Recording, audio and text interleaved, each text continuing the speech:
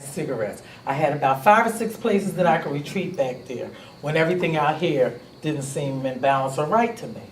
So that was a big piece of luggage that I carried with me, and I carried it everywhere, And then when I realized that each time I went out, it got greater.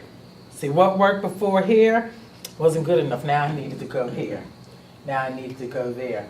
And then I began to realize if I didn't make my life my living, I wasn't going to live. So as I started exploring myself back to my childhood, coaxed myself out, brought myself up through the ages, and began to learn about myself and begin to see that when I didn't have all that stimulant, that I kind of really liked who I was. You know what I mean? That, I didn't really have to go back to square one, because even when I was doing all those things, my survival instincts were kicking in and were saving me, and I was growing. Okay? But I just wasn't growing from my purposeful self. So I began to start looking at the behaviors that I was doing when I would eat certain things, when I would do certain things, how that made me feel. And I began to calm down so that I could hear myself and I could see how I was reacting. And one of the things I really saw was that, food was my friend. So I thought. But the way I was using it, I wasn't using it as fuel, I was using it as an enemy. And it was hurting me more than helping me. And when I began to really look at how I used and manipulated it in my life, I didn't have to work so hard at getting weight off. You know what I mean? My body just started to assimilate, to start saying, you know what, you don't need that. Or, when you eat something, your body will immediately tell you whether or not it likes it. It'll either make your tongue itch, can't have it. You either get real high and giddy, too much sugar. You either get sleepy and lethargic, too much starch. You either get constipated, too much meat. Okay, I mean, everybody having these experiences, right? When you're thirsty, it says drink, But many times we don't listen to us. We don't trust our own bodies. And you're with yourself all the time. And it gives you a warning signal. When you eat something that's not right for you, you get that pimple somewhere. Right? You eat something else that really is not good for you, it'll slow your joints down. All of a sudden, if you notice right now after what you just ate, how many people feel pretty vibrant? Yeah. You know what I mean? You feel like whatever we were going to go do, honey, come on, let's go do now, right? You know what I mean? If you had just left Denny's, Applebee's, or some other place, you'd be going home and go to sleep. Right? But am I right? My parents were people who went for a walk around the block, thank God. That is a great thing that rubbed on us. But I'm just saying to, many of us don't really listen to our bodies. And many times by not listening, you create dis-ease. Okay? And many of this dis-ease just comes from your behaviors. All right? Because you know what? You're so impeccably made.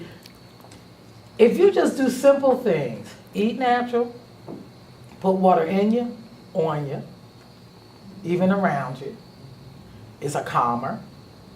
Okay? You make sure that you're not putting chemicals in your body, things that you can't synthesize, things that aren't of your own surrounding. When I say your own surrounding, I mean as a human being, like taking pills that you really can't ingest or digest, those sort of things.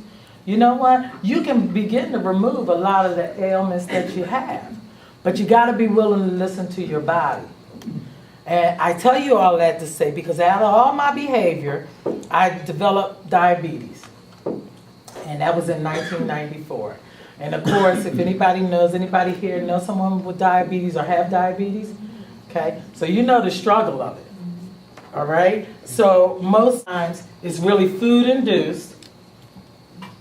You're dealing with stimulant foods. So as I was listening to you, the triggers are on your taste buds.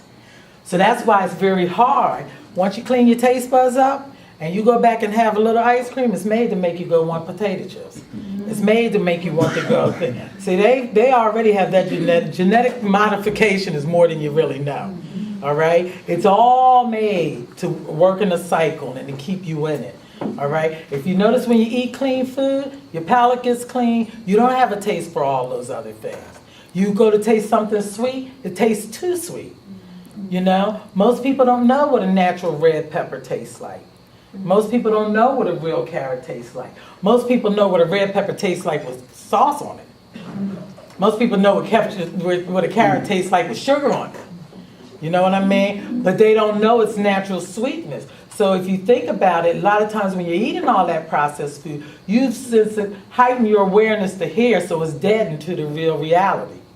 So when you taste something, it's just like if you're drinking bad water and all of a sudden you taste fresh water, you don't know. You're like, wow. You know, it's like you taste for the first time. So, you know, my habits developed diabetes for me. And, you know, the first thing they do, you go to the doctor, and by the time you see the doctor and the endocrinologist and you see this person, by the time you get home, you've got about 2 insulins going on, a cholesterol pill, blood pressure pill, statin to protect your kidneys. And nowhere in it has anybody said anything about vitamins. Most times when they send you to the nutritionist, they can't really tell you what to eat. They give you a standard diet and then want you to apply that to your life, but the standard diet is chock full of all the starches and the carbohydrates that are still turning to sugar and moving your body in a different direction. So at some point, I fired my endocrinologist, fired my doctor, fired the nutritionist, began starting to read, starting to listen to myself.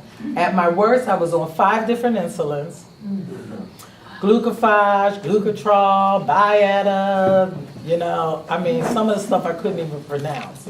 And what I saw was what my great friend here asked me to talk about, you know, these are supposed to help you and heal you.